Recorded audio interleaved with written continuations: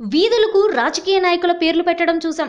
ఇటీవల తెలంగాణ జిల్లాలకు కూడా పొలిటికల్ లీడర్లు, ప్రముఖ నాయకుల పేర్లు కూడా పెట్టారు. కానీ అలా రాజకీయ నాయకురాలి కోసం ఏకంగా ఊరి పేరునే మార్చుకున్న వైనం తెలంగాణలో చోటు చేసుకుంది. అలాంటి అరుదైన గౌరవం దక్కిందెవరికో తెలుసా? మీరు అనుకుంటున్నట్లు కేసీఆర్కు కాదు, ఆయన కుమార్తె కవితకు. నిజామాబాద్ జిల్లాలోని ఖానాపూర్ ప్రజలు తమ ఊరి పేరును కవితాపూర్గా మార్చేసుకున్నారు.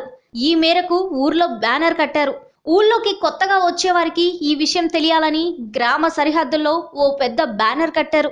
ఖానాపూర్ పంచాయతీ పరిధిలో సుమారు 274 కుటుంబాలున్నాయి.